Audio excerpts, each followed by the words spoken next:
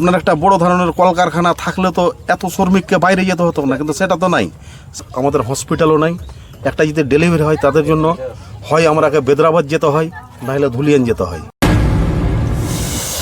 আমি কিন্তু সেই ঘাটেই রয়েছি। ও পাশে রয়েছে আমাদের ধুলিয়ান শামশেরগঞ্জ মুর্শিদাবাদের, এই পাশে রয়েছে মালদার বৈষ্ণবনগরের জায়গাটার নাম কি, বৈষ্ণবনগরের পাল্লালপুর। এখানে কিন্তু আমি একটু জেনে নেবো তারা এবছর কাকে চাইছে।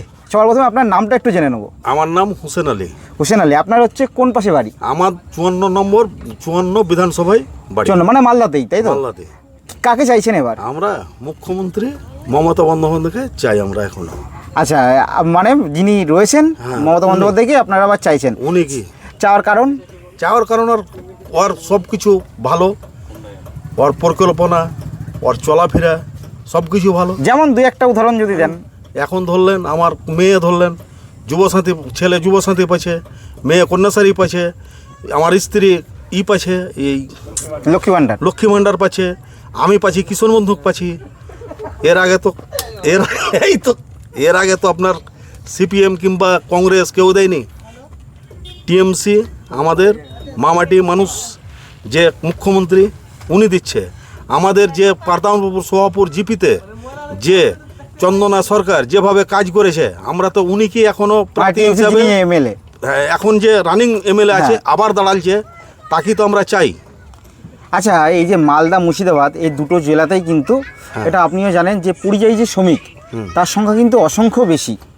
তাই আপনার কি মনে হয় না যে সেক্ষেত্রে কর্মসংস্থানের কিছুটা কমের জন্যই আমাদের এখানে যে পরিযায়ী শ্রমিক তার সংখ্যা, বিশেষ করে এই দুটো জেলায়, আপনারা হয়তো বাড়িতে কেউ থাকতে পারে বা পাশের বাড়ি কেউ থাকতে পারে, বাধ্য হয়ে তাদের অন্য রাজ্যে যেতে হচ্ছে, এই ব্যাপারে আপনি কি বলবেন? কারণটা হচ্ছে দেখেন, আমাদের মালদা জেলায় কোনো নাই আপনার একটা কোনো যে একটা আছে শিল্প যে কাজ করবে, তার জন্য তো একটা চাই।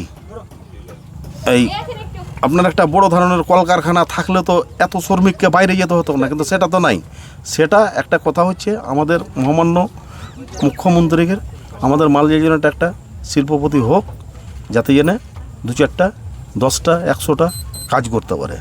তাহলে আপনি এটা তো মানছেন যে আমাদের এখানে যেই প্রকল্পগুলো রয়েছে সেগুলো অবশ্যই ভালো, অবশ্যই যে আপনি প্রকল্পগুলোর নাম বললেন, আপনার বাড়িতে পাচ্ছেও, তার সাথে সাথে কর্মসংস্থানটা আমাদের এখানে যেটা ঘাটতি রয়েছে সেটা জরুরি দরকার। কারণ আপনিও দেখতে পাচ্ছেন যে ট্রেনে করে হাজার হাজার মানুষ কিন্তু বা শ্রমিক কিন্তু রয়েছে, সেই সব ধর্মেরই, তার মধ্যে হিন্দু মুসলিম সবাই রয়েছে কিন্তু আসে। আর বিশেষ করে এই দুটো জেলায় মালদা আর মুর্শিদাবাদে বিশেষ করে এটা কিছু নাই, কিন্তু এখন অবধিও কিছু হয়নি। আমাদের যেরকম ধরলেন আমাদের পিছিয়ে পড়া বর্ডারের কোলে আমাদের পারদানপুর সোহাপুর জিপি, তাতে একটা ধরলেন একটা আমাদের হসপিটালও নাই। একটা যদি ডেলিভারি হয় তাদের জন্য হয় আমরাকে বেদরাবাদ যেতে হয়, নাহলে ধুলিয়ান যেতে হয়। আমাদের একটা হসপিটালেরও দরকার পারদানপুর সোহাপুর জিপির ভিতরে, কিংবা একটা মালদা জেলায় যদি একটা কলকারখানার যদি একটা হয় বিশিষ্ট জিনিস হয়, তাহলে ধরলেন ওখানে যদি আমাদের 100টায় 500টায় যদি শ্রমিক খাটে, তাহলে তো 500 শ্রমিক তো আমাদের মানে বাইরে যেতে হবে না, তাহলে ওই 500 জন তো এখানে খাটতে পারবে বাড়ি থেকে যাওয়া আসা করে। তাহলে তো ছেলে মেয়েকে নিয়ে সন্ধ্যাবেলা বাড়ি এসে তাদের একটা রুজি করে খাবে, কিন্তু সেটাও আমাদের মালদা জেলাতে নাই। মালদাতে নেই, পাশে মুর্শিদাবাদেও নেই। তা সেটা মহামান্য মুখ্যমন্ত্রীকে আমি বলছি এটা একটু করার দরকার। তাহলে আমি আপনার কাছে একটা সরাসরি কোশ্চেন জিজ্ঞাসা করছি, আপনি কি মানে তৃণমূলকে যে বেছে নিচ্ছেন, তৃণমূলের অল্টারনেটিভ অপশান নেই বলেই মানে বিজেপিকে ভোট দেবেন না, বা যেটা বলা হচ্ছে যে বিজেপি চলে আসলে হয়তো বিভিন্ন ধরনের যে কথাগুলো হয়তো সামনে আসছে সেইগুলো মাথায় রেখে, নাকি শুধু তৃণমূলকেই আপনি সমর্থন করেন? আমি তৃণমূলকে সমর্থন করি, ওই বিজেপি জেলায় আমি তৃণমূলকে আমি না, এই ক্ষেত্রে যদি অল্টারনেটিভ ভালোবাসি, তৃণমূল পার্টিকে আমি ভালোবাসি। আমার বাড়িতে এতটি আমার ধরলেন আমি ঘরের টাকা পেলাম, আমি ধরলেন কে কিষণ বন্ধুক পাচ্ছি, লক্ষ্মী ভাণ্ডার পাচ্ছি। ঘরের টাকা যে পেলেন সেক্ষেত্রে কোনো কাটমানি কি দিতে হয়েছে? না, কাটমানি 1 টাকাও দিতে হয়নি। আচ্ছা, এটা পরিষ্কার একদম 1 টাকাও দিতে হয়নি। তাহলে আপনি মোটামুটি রাজ্য সরকারের আপনি প্রকল্পগুলো পাচ্ছেন একদম।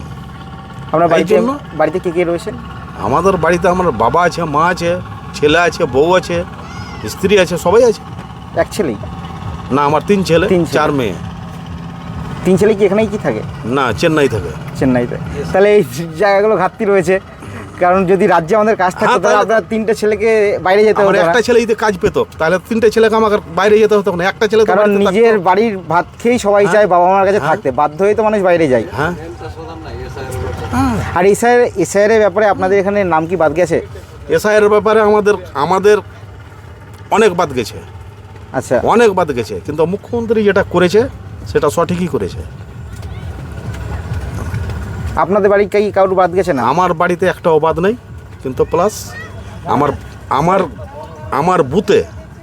আমার বুথটার নাম্বারটা মানে খেয়ালটা আসছে না।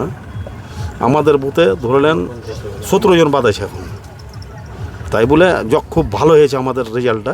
অন্য অন্য বুথ থেকে আমাদের রেজাল্টটা খুব ভালো হয়েছে। 1200 কত ভোট আছে, তাতে আমাদের 17 জন বাদ আছে। আপনার নামটা একবার জেনে নেবো। আমার নাম হোসেন আলী। আপনি কাকে ভোট দিচ্ছেন? আমি টিএমসিকে ভোট দেব। তৃণমূল, তাই তো? তৃণমূলকে। এখানে পরপর রয়েছেন বয়োজ্যেষ্ঠ মানুষ, তাদের সাথে একটু কথা বলে জেনে নেওয়ার চেষ্টা করব।